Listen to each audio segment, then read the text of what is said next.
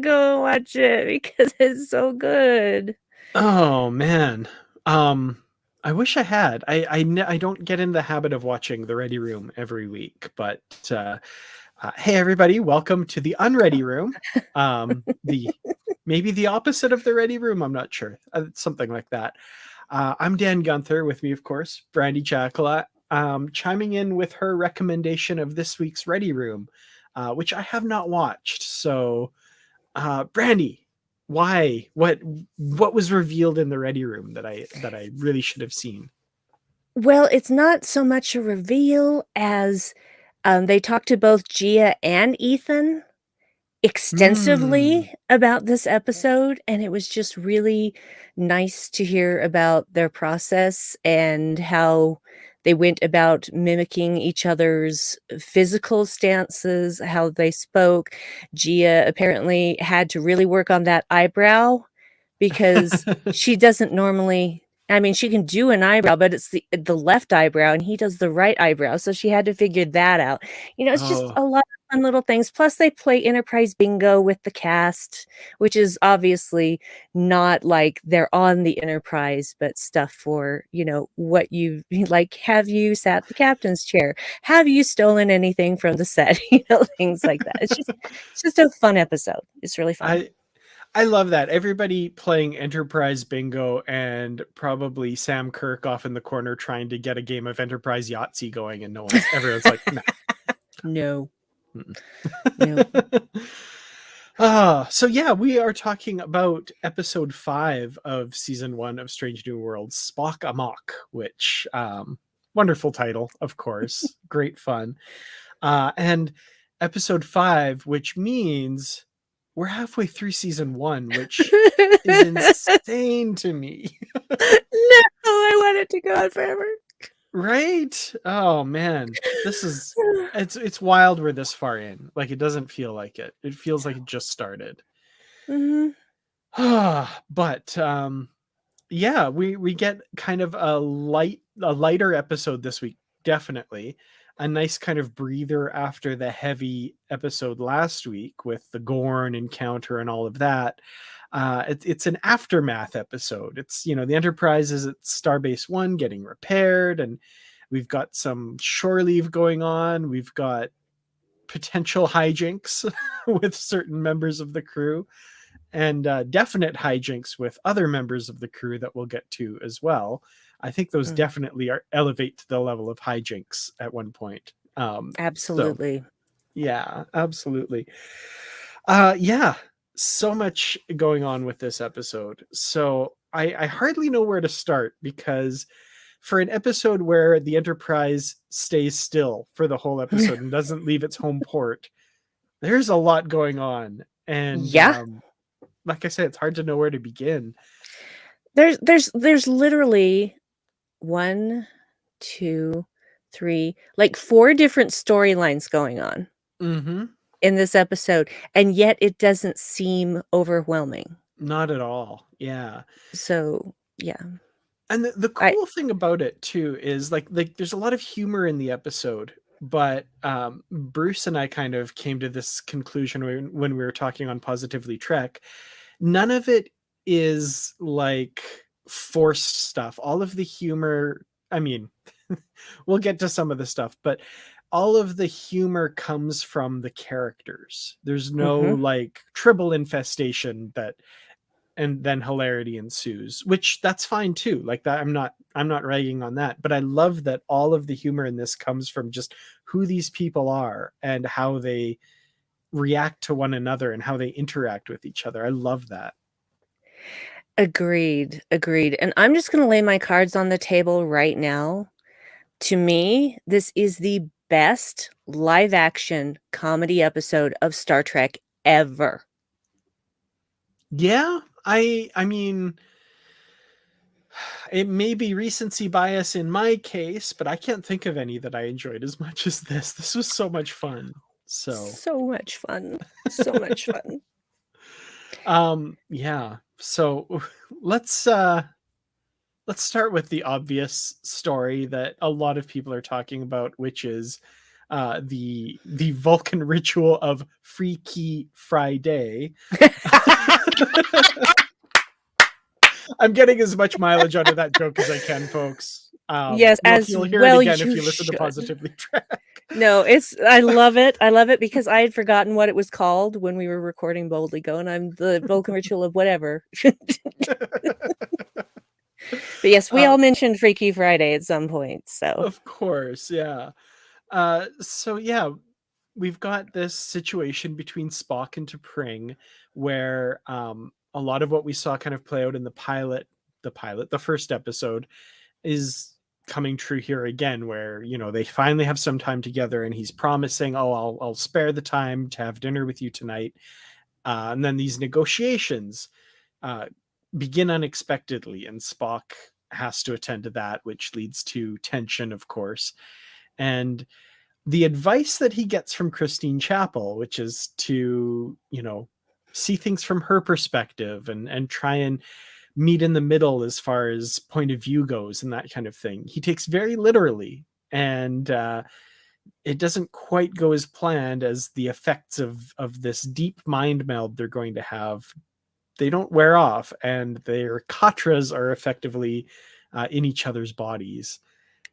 And I've got to say, the acting of these two, the challenge of this, first of all, because on a very surface level, there's not a lot of nuance to play with, Mhm. just because they have to play this very flat, emotionless, not emotionless, but let's just use the shorthand, these Vulcan characters, but the differences are immediately apparent and so Yes. well done. I Even when um he um says to Pike, like, now that you're aware that we have switched bodies, you can notice the immediate differences in our mannerisms. And Pike's like, oh yeah, sure. Yeah, totally.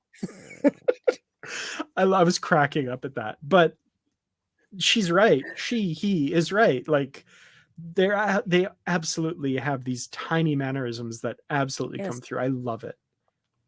Yeah, it's honestly a master class in mimicry between those 2. And I know it turns out they were actually told not to hang out a lot together, and they did that anyway, and I Oh. think that that was to their benefit, Mhm. because just being around someone and just watching them do things, watching them just be, is the best teacher for how to embody that, Mhm. in yourself. And so, honestly, master class in acting, in my opinion, with both Ethan and Gia, absolutely amazing. Yeah, totally. And Bruce and I were kind of speculating that we wonder if they played the scene as like themselves once through, and if that was kind of done or something like that. I'm guessing no, though. Not to my knowledge. Hmm. Not to my knowledge. They didn't say Okay. anything about that. Yeah. So, yeah, but it's definitely the minute it happens, because their posture is different. How Hmm. they move their hands is different, how they speak is different, their facial expressions are different, and it's just so good. Oh yeah, and the just subtle variations in pronunciation and putting the emphasis on different syllables and stuff. I really love the performance. Ethan, both of them, they just Mhm. knock it out of the park here. And I kind of I, I want to address this because I like Mossy's comment. The fact Vulcans would even use the term hijinks was mind blowing. I kind of just in the last little while made up this little bit of headcanon background where we know that T'Pring's job is to capture or bring in Vulcans to be rehabilitated, and in this case, a Vatosh Kator, which is awesome bit of continuity from Enterprise, the Vulcans Mhm. without logic. I imagine that at one point she like caught up with somebody and they were watching like Earth television, like the Three Stooges or something, and she's just like, ugh, hijinks. Like, it's just, she hates that. What is this? It is hijinks. Oh, I don't like it. I love it. Yeah. So that's kind of where I think that's from. But um I just, every time, and I think it's only twice in the episode the term hijinks comes up, but both times I'm just killing myself laughing.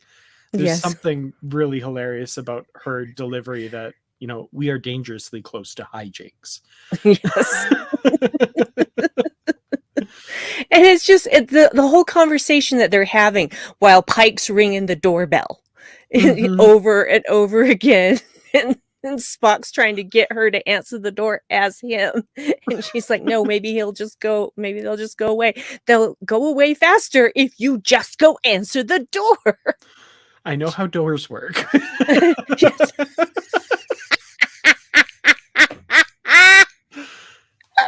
Oh, Matthew with the I love this comment. Spring's job is why we don't talk about Cyborg. Interesting. Yeah, I like it. yeah. Yes. It occurs to me now, now that I'm thinking about it though, is it Spock into Pring's body who says hijinks both times? Or No, they say it maybe, to each other. So okay. when the first time that they say it, they're switched. And T'Pring in Spock's body says that this is dangerously close to hijinks, and Spock in T'Pring's Okay. body says, I don't like hijinks either, but this is the most logical course of action." Right. Okay. All right. So my theory maybe stands. um, or Spock introduced T'Pring to hijinks, and they're both like, "No, this is terrible. We don't like it." That whole conversation with Captain Pike as well. I loved the befuddlement that they both have, because that is absolutely right. Like, you try and put yourself in the head of trying to navigate that conversation, and and you will speak with Spock will speak with you. He is right here, or whatever. Like, Yes. I can see This that. this Spock right here next to me. And just the whole Captain, Chris, Captain. Oh, that was Because he's like, excellent. Captain. Oh no, she calls him Chris. Chris. Oh, that feels weird. Captain.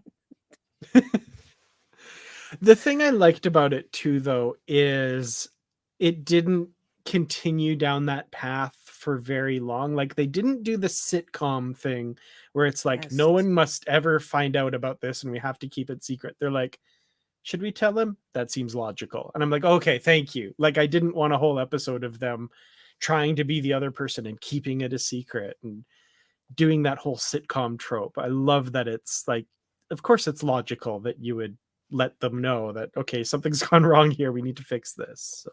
Yeah. Well, especially when the situation has been presented that the Rongovians. Okay, so it occurs to me the word Rongovian sounds like some made up monarchy in Europe for a Hallmark movie. This Yes. is the Prince of Rongovia. He's in New York just for the weekend before he gets married. Yeah, it's just what it sounds like to me, and I can't not hear it now. Well, I can't. Yeah, I. That's what I hear now. I Sorry, never thought. I No, ruined it for everyone. I never thought of it, but I love it. That makes sense. Yeah, so, Um, of course, with the situation with that going on, and now they'll only talk to Spock, and it's just like, mhm. "What do you do? What do you do?" And so T'Pring is like, "Oh, I'm gonna do this. I'm gonna do this." And Spock's like, "No!" And she's like, "Yes, you stay here and figure out how to get us out of this." Mhm. I enjoyed that whole scene too, with the negotiations and the look on T'Pring's Spock's face during Yes. the negotiations. Like, I don't know if it's the lighting or how exactly it was shot, but boy, did T'Pring ever come out in that. Like, when he's looking up at Pike with that look of like, I have no idea what to say at this point. Like, I don't believe any of the things that Spock would say in this moment, and I can't do anything but tell the truth here. So I don't know. I just that scene was really good. I really appreciated Ethan Peck's performance there. Yeah, it was fantastic. Just this, you can it's so subtle, but you can see this kind of panic come Mm-hmm. over to Pring Spock's face when they're basically logicking back at him. But you know, you say that there's not like homogenization, but you yourself are half human, and starting down this road that kind of is leaning into racism a bit, which is another theme that goes throughout this Mm-hmm. episode. And that's when Pike's like sitting on the sofa with April, and he's like just so tense. He's like ready to get up, and then when they go down that path, he's like, "Nope!" And he gets right up and walks over there, and April's like, "No, no, no! What are you doing?" Can I say I kind of loved Panicky April in this episode? Because So like great. that happens a couple times, and he's Yes. terrific. He's like, ah, no. Like, "What are you doing?" Basically, this look of, "What are you doing?" And the funniest part about that thing is Pike interrupts and does his Pike speech. And he's it seems like he's explaining Spock to the Rongovians, but he's explaining Spock to Pring. Mm-hmm. And the Rongovians just happen to benefit from that. And then at the end he says, "I didn't mean to interrupt." And I'm like, "Yes, you did! Mm-hmm. What did you say?" "I didn't mean to interrupt." You absolutely did. Totally. So yeah, the Rungovians are interesting in Mm, that the revelation that Pike makes by the end as well, I think, is fascinating.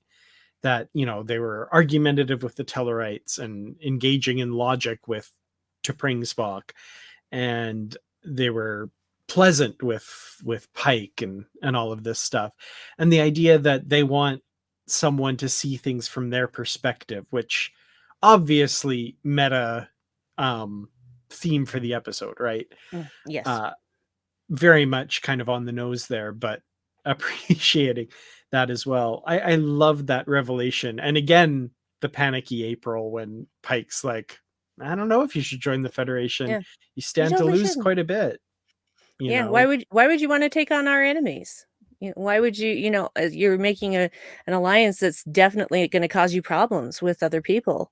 Why would you wanna do that? And yeah, April again's just like, "What are you doing?" But here's the thing, though, I picked up on that empathy thing from the first time Mm-hmm. that guy, whose name escapes me, began with a V, but, when he says, "Our people empathy is a big part of our culture," and I'm like, "Oh, they're empaths." So that's why Mm-hmm. he was shouting at the Tellarite, because I kinda already had that in my mind, that I'm like, "Wow, he's shouting at the Tellarite like he himself is a Tellarite." And then how they come in and he's upset, and then Pike is there being jovial, "Oh, if I'd known you were coming, I would have, prepared an I would have cooked you an earth delicacy," or whatnot. And then it takes, like, a couple of beats, and then he's just like, "Hi, friend," and I'm like, "Oh, it's like that." And so I had every expectation that Pike was gonna do what he did. Mm-hmm. Yeah, and it makes perfect sense, especially in retrospect. But yeah, with those moments, it's really apparent that they're mirroring, at least, if nothing else. But yeah, the Yeah. the empathy aspect of it, of course, is front and center. We're told that right away. So um, I love that Pike picked up on it, and again, just that April is freaking out about this.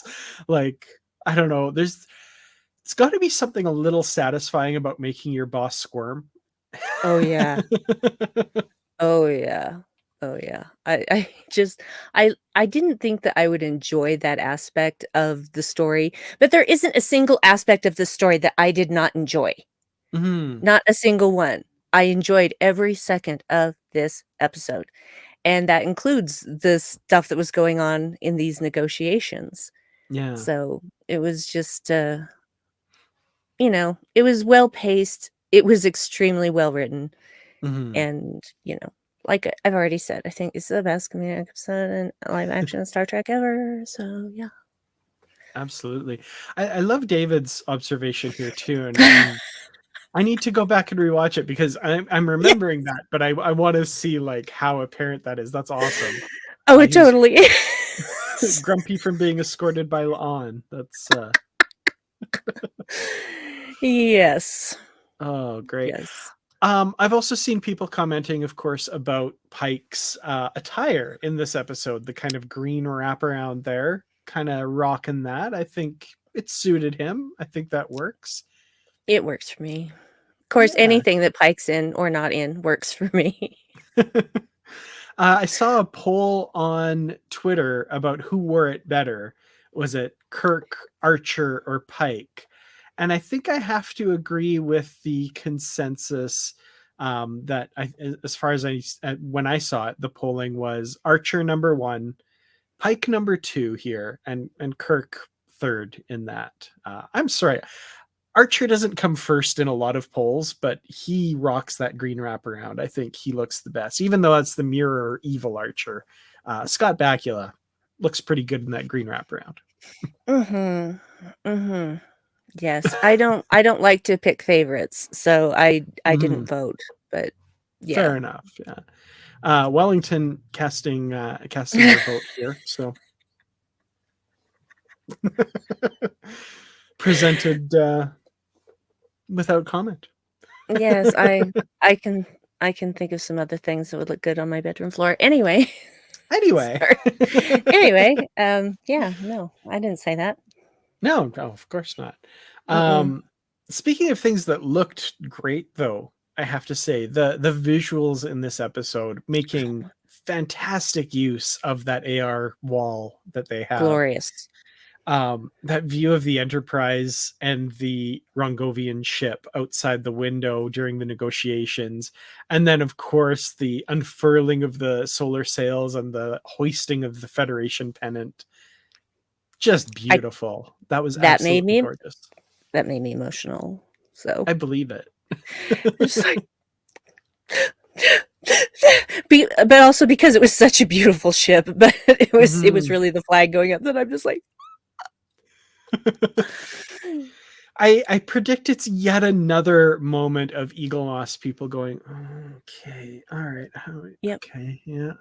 Hmm. Mhm. Mhm. Yeah. But if they I do know that, that's it has to have the Federation flag on it. It's gonna look absolutely. gorgeous.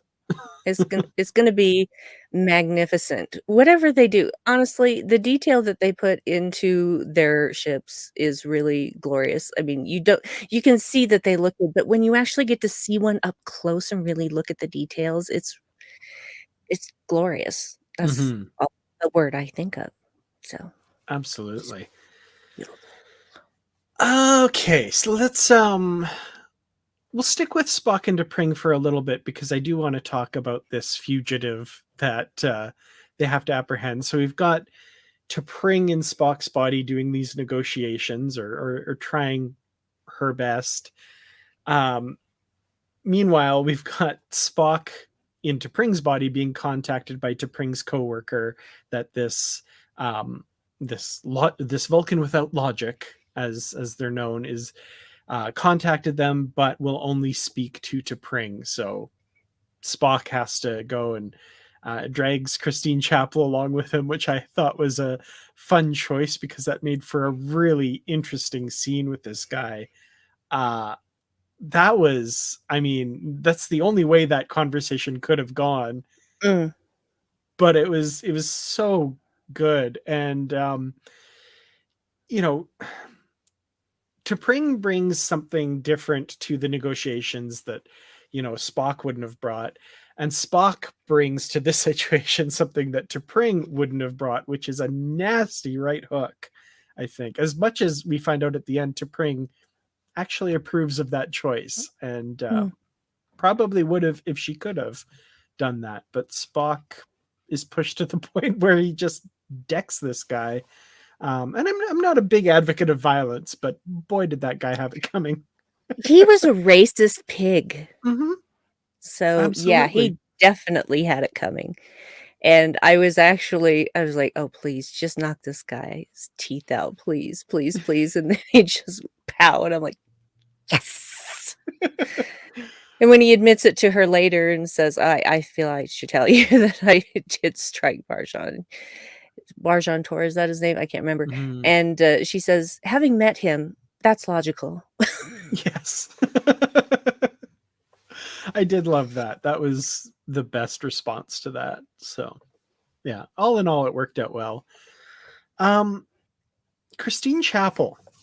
We Mm, learn a lot about her in this episode. We see that she has issues with commitment and is out just to kind of have a good time, have some fun right now, which is totally, that's a perfectly valid way to be. And the moment things start to get a little serious, it seems she immediately walks away. Which, in the case of this Denver guy, Dever. um, Dever. Okay, thanks. Mhm. Um, Part of me was like, feel a little bad for that guy, but man, he was kind of douchey anyway, though. So like, yeah, I don't know. Yeah. He's talking about transferring to Enterprise or having her transfer to his ship. Like, who does that without even having "I love yous" exchanged? Yeah. And making assumptions that the person you're dating would want to do that. Just no. No, Hmm. thanks. And the poetry thing, I would have run screaming too. Yeah. Um, yeah. So Chapel, I've seen speculation one way or the other, and I'd like to watch the episode "What Are Little Girls Made of" again because it's been quite a while. Roger Corby, obviously, right now she's a civilian on the Enterprise. It's stated in that episode that she joined up with Starfleet in order to find her lost fiance, Roger Corby. So she's not in Starfleet yet, so she hasn't done that yet. Timeline wise, I've seen a couple of people say that Roger Corby, any kind of relationship is still in the future for her. I think, is that correct? That Because should be, yeah. I think they said it was like 5 years before um, What Are Little Girls Made Of, which is about 7 or 8 years in the future from this, I think. Mhm. Something like that. Sure. So, yes, and Patrick, I did see this tweet by Akiva Goldsman where somebody brought up Roger Corby and he just tweeted back something like "Stay tuned" or "Keep watching" or something like that. So, Sneaky. yeah. So interesting that at some point she does commit to somebody, this guy, for whatever reason. However, she kind of says a few words intimating something at the end of this episode that I'm Mhm. assuming we're saying that's Spock. I mean, Yeah, right? it is. It obviously is to me, you Yeah. know? Nah. And I So, mean, sorry, go ahead. no, go ahead. No, you go ahead. I was just going to say all respect to Majel Barrett and her portrayal of Chapel, and this is in no way her anything to do with her. But the way Chapel was written in the original series, she had basically one personality trait, which was that she had a crush on Spock. Um, except Oh, the episode, except I the would say episode s with sorry, except for the episode with Roger Corby, obviously that she got a little side story there. But besides that, she was like enamored with Spock. Like that was it. Like that was pretty much all they wrote for her. So I'm assuming we're working towards that a little bit. yeah, and just, when she's talking with Ortegas later and, says it would have to be a pretty, exceptional guy to get me, to commit, basically. And, the thing is that I never saw her thing for Spock being a crush. It always seemed more like obsession to me, Yeah. I mean, which yeah, I kind of I undersold did it. not like. I No. didn't like, because even as a child, I'm just like, really, is this what you think women are only capable of? Is this all you think that women think about? Because Mhm. it's not. It's really not. But then it is Spock, so, I would wager that probably a good half of the crew of Enterprise, regardless of species or gender identity, feels like, "Oh, if only I could turn Spock's head." So, I think there's like a line in an old novel that we talked about on the Positively Trek book club where they said something like that, that like half the women on the ship are mooning after Spock or something. oh, I would And wager there's a fair few men too, oh, for and sure. others, Yeah. everything in between. This particular novel was like, I think it was one of the Bantam ones, and it was put in a typically kind of 70s, fairly sexist way. But Yes, of I course. appreciate the sentiment, though, I guess. Yeah. Um, Yeah. yeah. So it's tough to. I see a lot of people saying like, "Oh, Jess Bush's portrayal isn't even close to Chapel in whatever," but I'm like, there's so little there to begin with. I think with Mm, that character, she was given so little. A and B, that's so far in the future that this could very easily be the young 20s version of somebody. Like yeah. I I shudder to think of what I was like in my early 20s compared to now. Are you kidding? Like I'm not that guy anymore. And I'm sure she's not that woman anymore, right? So, Yeah, people change. They grow yeah. and change. They learn from their mistakes, they have new experiences. All of this, contributes to the kind of person you grow to be. And to think that somebody portraying a character from 10 years earlier would be doing the exact same sort of mindset and mannerisms of a person from the future that was, written in the '60s is absolutely ridiculous. Mhm. Yeah, absolutely. So, I'm loving Jess Bush's portrayal of Chapel. Regardless Yes. of what anybody says about what happens to the character later, I don't care. I love this character. She's great. I do too. And despite being terrible at relationships, she did give some good advice. Mhm. Some good advice. I do love it when she just smacks Spock in the head. Just and he's just so surprised. He's just like and he's like touching his hair. Well, I love that, like, yeah, he blinks with surprise a couple times, and then the first thing he does is like fix his bangs. Yep. It's like that's It's that. so great. And, yeah, because she tells him try and see things from T'Pring's point of view, and then she tells him later, after he's finally back in his own body, that he needs to be more honest, and he thinks she's talking about T'Pring, and she says, "No, more honest with yourself, what you're Mhm. capable of giving." And, that's actually good advice. I do love when she's talking with Ortegas and they see T'Pring coming at them, and she's like, "Oh, crap," and they're like, "She looks pissed," and Christine says, "Well, I might have given Spock some relationship advice," and Ortegas is like, "What?" Now, here's the thing I wanna know. Why does Ortegas have scars from being in a fight with, I'm gonna butcher this pronunciation again, Elirpa? Yeah, interesting. Hmm. How did that situation happen? I want to know.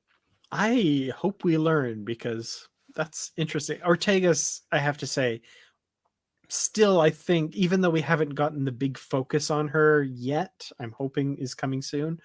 I love that character. I really want to know more Same. about her. She's kind of relegated a little bit to sidekick in this episode, which is fine. She does a great job as Chapel's sidekick in this and having her play I off her a bit. I like that. I I would say wingman is a That's a good better one, term yeah. for it. Speaking of which, it sounds like they've been wingmen to each other in the past as well, which I appreciated. That was fun. Yes, Um, agree. oh yeah, and regarding that, when T'Pring Spock actually is walking up to them, I love again that there's a little sliver of the sitcominess there, and I was kind of worried that like we'd get that sitcom trope again. I've got to give the writers more credit, obviously, is my lesson here, because I'm like, oh no, she's going to say something about, what she said to Spock, but that's actually Spock into Pring's body, and he's going to learn something that she thinks about him or something. I was like, oh no, but no, they don't do that. There's just like, hey, I'm actually Spock. And she's like, what? I love that it's just cleared up right away. Agree. Misunderstandings like that, I hate Oh, that. it's my I least hate favorite. it. It's so tropey. It's so uncomfortable. And it happens a lot in movies and television, and it's just never good, except in this episode, they just turn that trope on its head, and I really love that because, Mm-hmm. again, so smartly written. Yeah, absolutely. TJ, I love this. Ortegas is totally the ensign mariner of the Enterprise. Yep. That makes sense to me. I love that. Yep. Yeah, absolutely. Okay. So we've got an early rating in here because he has to run. But his rating is 9 out of 10 hints about Kyle's scary nature. Yeah, Kyle is so mean. I will never believe that. He seems so nice. I do not know what experience those children had that got them so hurt in their feelings, but there is no way in hell, no way in hell that Kyle is so mean. Mm-hmm. No, yeah, I, I almost like the idea of them just playing that up and like us seeing like little hints or something, but like whenever the focus is on him, he's just so sweet and nice. I know there's like this dark side that we don't know about or something. It's like Morn being so talkative. It's like we never see it, but we just hear about it all the time. I don't know. That could be fun. Yeah. Yeah, probably what they were doing is something, you know oh, yeah, It was probably DJ Kitty Cat. reflavoring. Yeah, they're Uh, probably uh, let's see, where was it? Something oh, no, it's my nope, nope. husband. He says maybe he takes the transporter very There it is. seriously and caught them messing with it. Yeah. They were playing Good one, Enterprise Dave. Bingo and they were doing the reflavoring the gum thing and he caught them. That's That's totally what probably happened. it. The Enterprise transporters are not a toy. No, absolutely. So, what if something had gone wrong and somebody got reconstituted incorrectly? You Ooh, know? yeah. Just think about that for a minute. And that's probably why they think he's so mean is they were thanks, Dave. That retcons it in my head perfectly. I like Thank it. you. Makes Thank perfect you. sense. Well, let's move on there then to talk about number one and La'an, and number one discovering that she has the reputation or the nickname of where fun goes to die, which bugs her. She doesn't like that. She's not Mhm. admitting it per se, but it gets under her skin a bit. Yeah, and I can understand that, why it would get under her skin because being capable doesn't make you no fun, and I'm like, "Guys, you do not even know she has a great singing voice." I mean, Mm-hmm. you are making some big assumptions, but I love how she said, "Well, I don't wanna be Fun's funeral," and La'an's like, "No, no, no, where Fun goes to die." She had to make sure she had it right. I feel like, oh man, Christina Chong playing La'an, I feel like there's so many moments here where she has to play it so totally straight. And like I would have been cracking up at some of the lines they gave her. Like there's no way I would have not blown a few of those takes with just like, this is hilarious.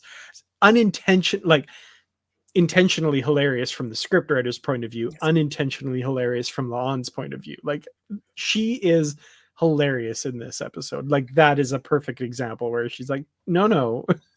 Yeah. Well, see, and that's the thing. People think it's harder to be the comedian. No, it's harder Mm, to be the straight man, and La'an is the straight man here, absolutely. and she is killing it. Killing it. Absolutely. Huh. I like that idea too. Laan is Boimler. Yes. That fits. Yep.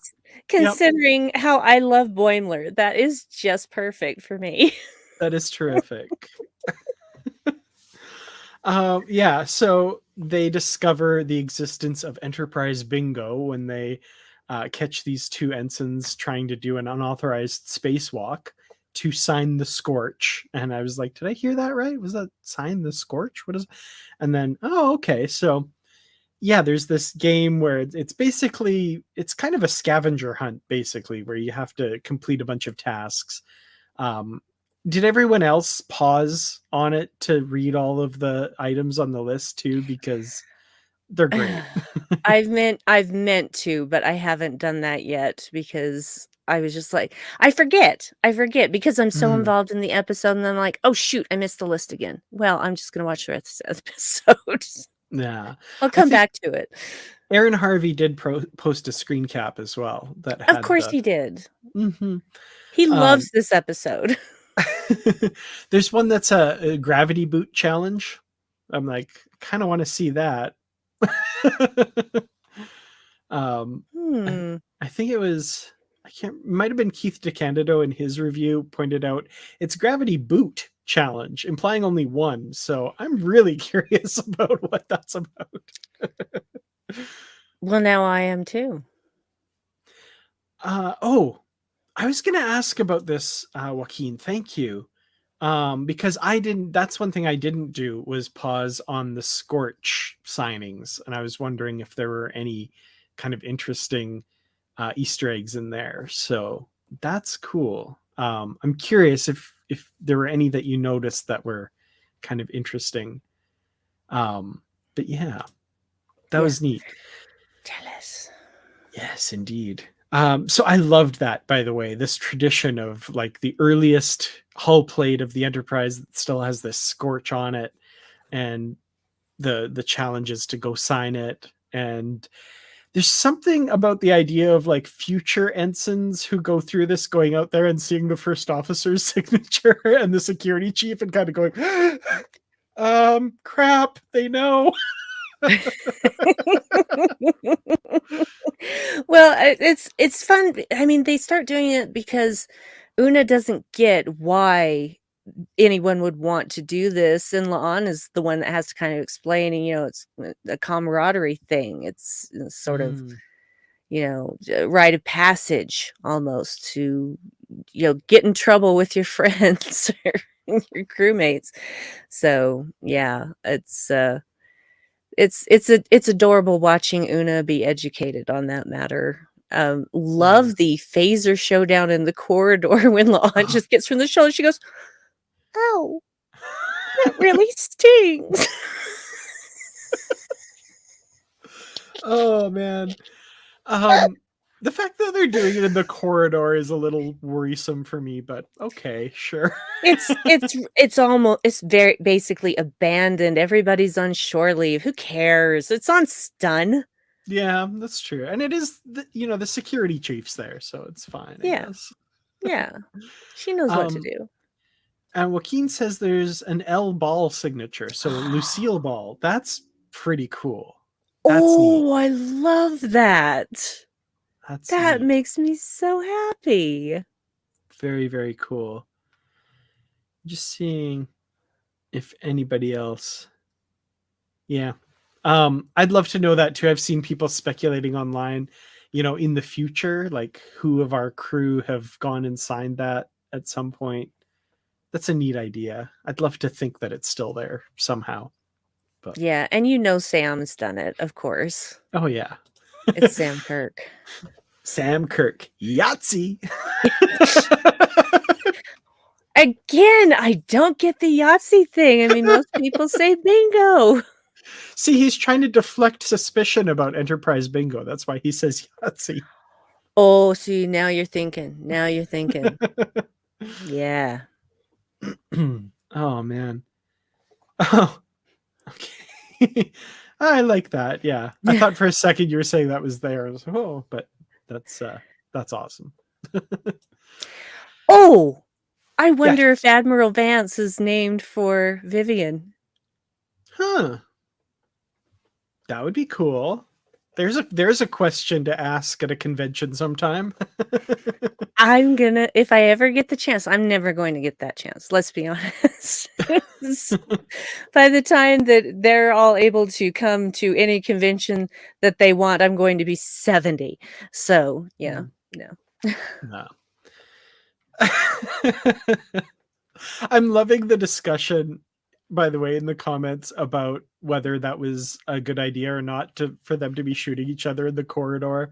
And I think TJ's got to win the whole discussion here. Presented without comment once again.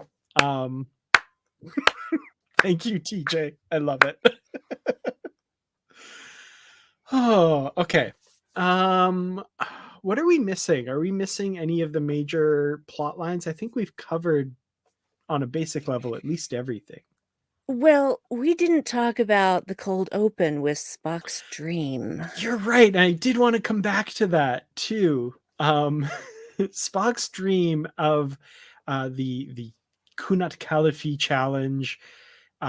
With, by the way, the first thing I'm going to mention is the music. Like Mhm. when it started, I was like, oh, they're going to do a little homage to the Amok time music with a couple of notes. Nope, it's just a Full on. totally reorchestrated version of it. Beautiful. That was so well done. I love that. Nami Melamad is killing it with the composing for this series.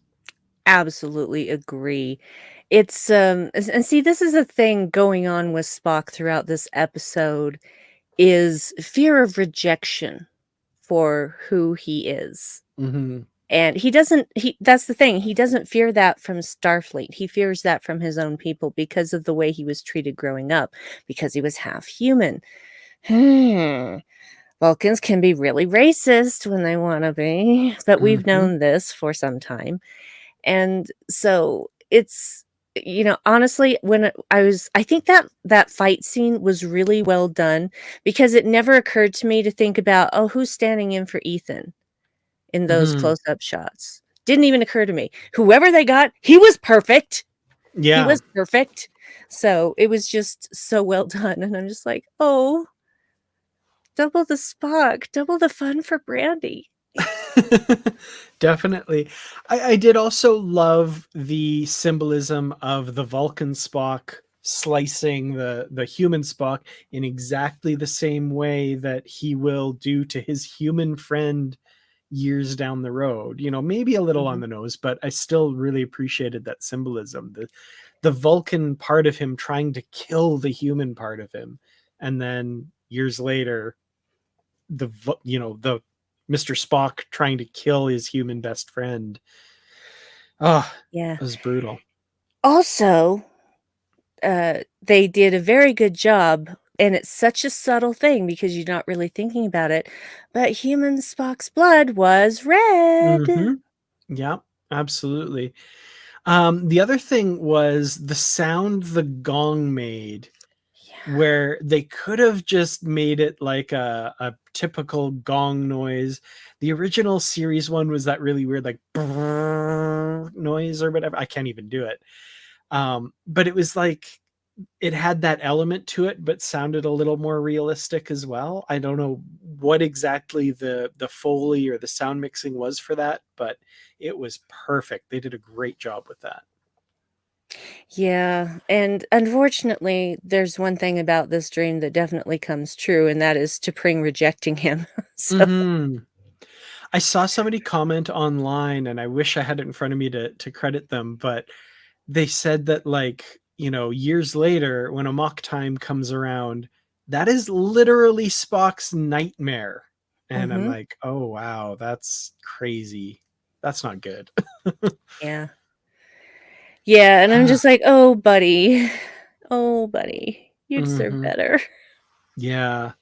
And the other thing that I love, because the episode actually calls it out directly, was when Spock is telling Chapels, I had this dream where my Vulcan side was fighting my human side. And she says, ah, you Vulcans don't do subtle, huh? I was like, because my thought, like, as beautiful as the scene was, and this wasn't a fault, I was like, oh, this is very on the nose. Like, this is just, which dreams often are, right?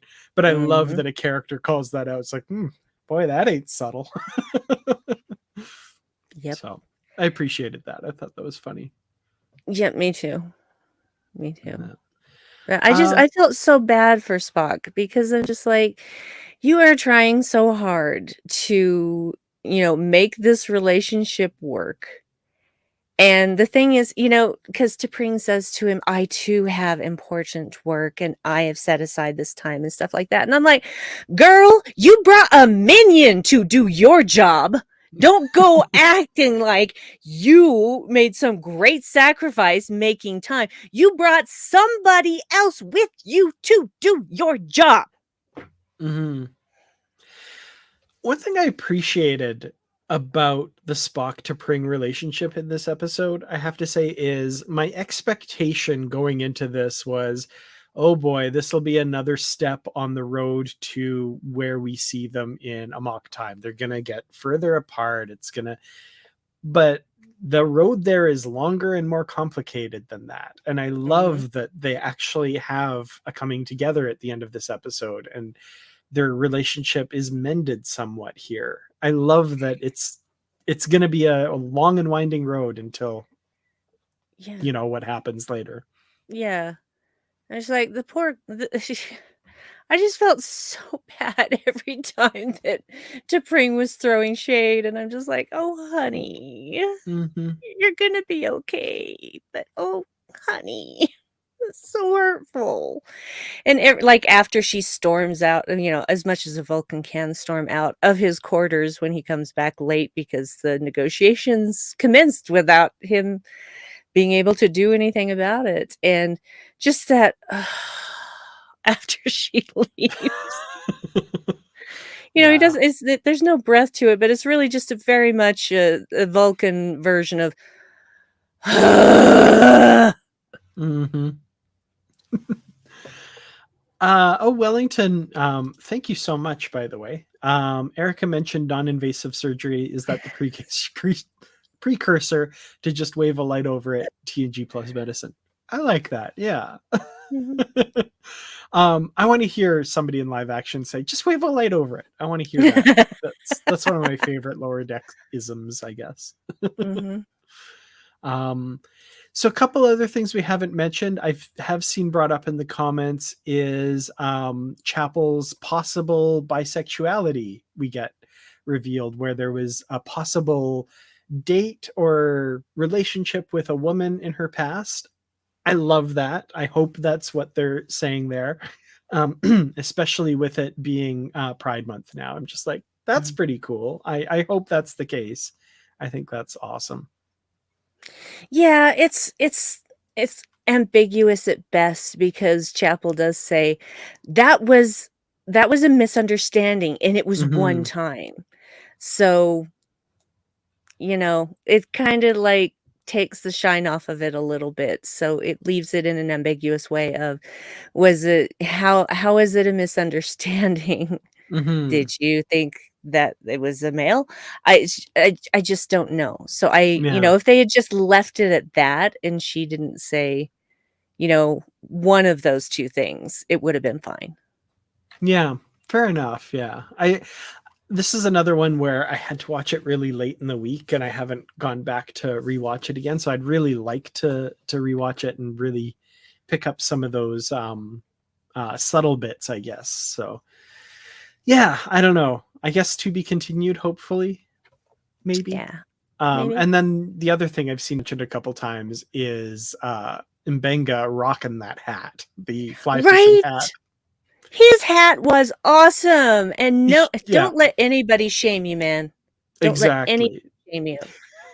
That hat was brilliant. I do love that he was just like proudly wearing and then but the fact that he took it off, I'm like, stop shaming him. Come on. Yeah, I was Yeah. very irritated. Oh man. Well, with that said, final thoughts, anything we haven't covered, and ratings for Spock Amok. Well, let's see. Do I have any final thoughts? I have many thoughts. I could go on about this episode for another hour, probably dissecting every inch of it. I really enjoyed this. I'm still trying to figure out how transporting in and out will reconstitute the flavor of gum, but I'm willing to let it slide. Um, every pair up in this particular episode was just brilliant. And I think honestly that this cast has the best cohesive chemistry of possibly any live action cast in Star Trek. Because you can put anybody with anybody and you are going to get a great scene no Mhm. matter what's going on. And so, but I would honestly just love to have a whole episode of Ortegas and Chapel Adventures. Yes. so So I give this one giant Spock on Spock action because it's just top notch for me. That's awesome. I wonder, I maybe Chapel and Ortegas will kind of emerge as the like buddy pairing of the series. Like each series kind of has one. We had, Tom and Harry and Bashir and O'Brien. I'd Jordy and love if, Data. yeah, exactly. I'd love if they were like the buddy pair up for the series. I think that they work really Yes. well for that. Um, Sorry, I'm just picking out the ratings here. Yeah. Yeah, I really enjoyed this one. It was so much fun. I can't think of anything that I didn't enjoy about it. All of the I've seen people online having trouble with the comedy of it. I think the comedy worked really well. Like it was really a comedy born of the characters interacting with one another. And um yeah, a body swap episode maybe a little corny, but I enjoy some corny every once in a while. And the only other body swap we've gotten in Star Trek is the awful Turnabout Intruder. So yeah, let's do something fun with it rather than what that was, which was not. So Well, um and the reason that they were trying this was it shouldn't have involved a body swap. That was just a strange side effect. Who knows exactly why it happened, but it came from a place of Spock wanting to understand his partner better and hopefully have her understand him better. And they do eventually get to that point, not in the way that Spock originally intended. But as far as reasons go for a body swap, I think it's a great one. yeah, I'm right there with you. Like and it's nothing that is too outlandish from what we've seen of the abilities of Vulcans in the past. Like, I mean, Mhm. Spock transferred his Katra to McCoy before he died. That's what all of this is based on. Yeah, It I makes mean, sense. how many Vulcans carried Surak's Katra in Exactly. Enterprise? Yeah. You know, it's not an alien. It's not an alien concept. You know, it's been something that's been established. Yeah. Um, yeah. I do agree with the no Hemmer comment here. I did miss him this episode, and I was kind of wondering where he would fit in all this, but I did miss Hemmer. But we don't know that Dr. Mbenga didn't spend time with his daughter. He only does it for a few minutes at a time. So I don't Yeah. think every one of those interactions has to be televised. So I would Yeah. assume he's doing that on a regular basis. But yeah, like I said, I really enjoyed the comedy, loved the character moments, loved all the little bits that we learned about all the characters. I, it really makes me eager to learn more about all of them. And I'm going to have to give this one gorgeous ship flying a Federation pennant that just takes your breath away as you're standing on the hull of the Enterprise.